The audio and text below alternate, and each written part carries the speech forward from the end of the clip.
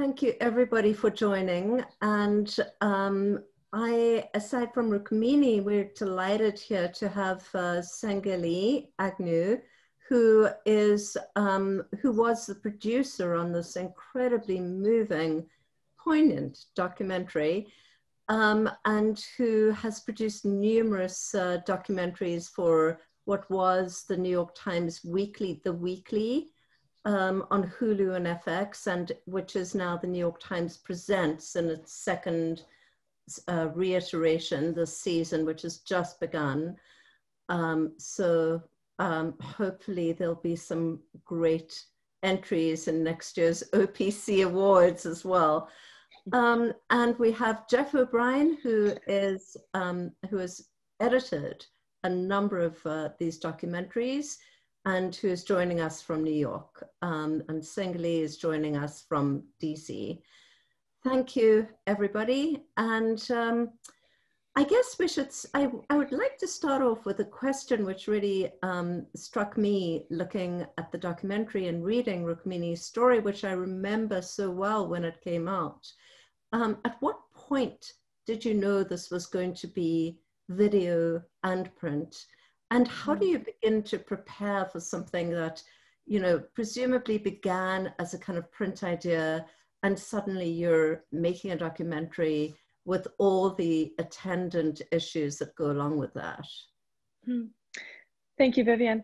I wrote the print story soon after the ISIS attack in July of 2019 that killed these two Americans, Lauren Gagan and Jay Austin. And I did an initial story just about the ISIS claim of the attack. And in the course of doing that story, I discovered the blog and the Instagram posts that this young couple had left behind. And I really, to be honest, I just fell in love with them. They were such remarkable people. And, you know, we're in the habit of saying that whenever somebody is killed in a tragic way, you know, that they were remarkable. But I've covered a lot of terrorist attacks. And what struck me about Lauren and Jay is that the values that they embodied, the values of opening their heart to the world, you know, of believing in the goodness of others, of putting themselves in a vulnerable position as bikers, you know, showing up in areas that they'd never been to, and just hoping for the kindness of strangers. Everything that they believed in was, in a way, the diametrical opposite of what ISIS stands for. And so I went back to my editors and I said, you know, we often don't do enough stories about the victims of these terrorist attacks. I think that these two people are truly unique and truly remarkable. Let's do something just about them. So we did a second print story that was essentially their biography based on the very rich material that they had left behind. And at the same time, this new documentary program, The Weekly, was being launched at the New York Times. And when I was approached and asked if I had any ideas for this new documentary, I pointed out that this was incredibly visually rich.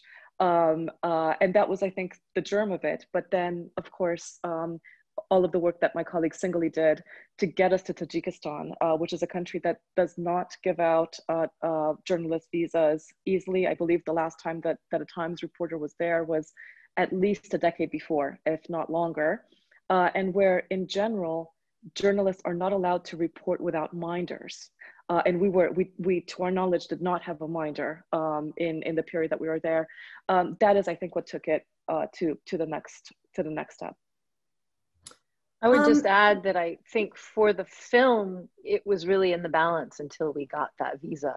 We kind of knew that we wouldn't have enough to see until we were there on the ground. And, you know, it was a difficult process to get that. It took months to get the visa, multiple trips to the embassy. And so we really weren't sure we could make it until we got that access.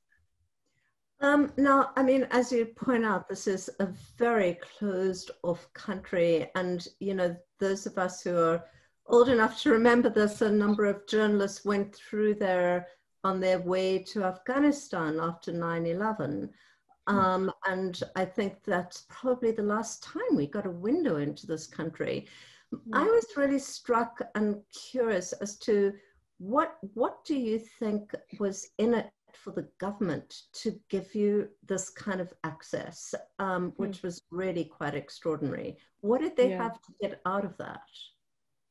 You know, Singeli and I were talking about it last night. I think in the end, we don't know for sure why we were given this access, because what's interesting is they gave us our visa at a point in time that coincided with the opening of this major dam. And they wanted us very much to cover that dam. And so when we showed up there, there were several other TV crews and journalists who had been brought in specifically for the dam ceremony.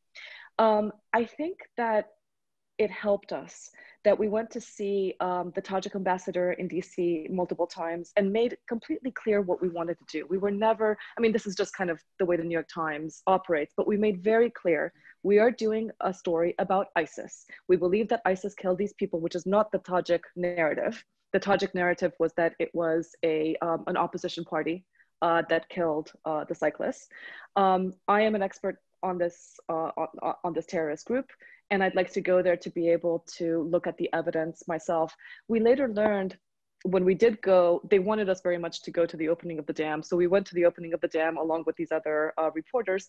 And we spoke to the other reporters and learned that several of them had essentially petitioned to come to Tajikistan, hoping to do other stories, but with the excuse of covering the dam.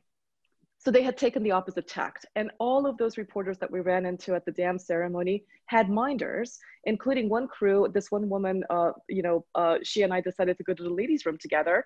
And the minder literally followed us to the ladies' room and stood outside, the porta potty, because we were out in the middle of this, this construction site while we came back.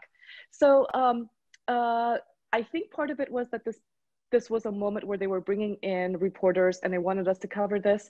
But what is not explained in that is why they seemed to give us free rein and we were allowed to go where we wanted. And as far as we could tell, there was not somebody following us. The second level of access that we got was a result of a relationship that we were able to strike up with one of the lead investigators. And by just some chance, some stroke of luck, the lead investigator had listened to my podcast, Caliphate, and had loved it. So he knew of me, and he wanted basically to, I think, show off his investigation, which actually had been quite thorough. You would not expect, in this totalitarian state, whose leaders were pushing out this completely cockamamie theory that the opposition party, had killed these people and had engineered this ISIS, claim, etc.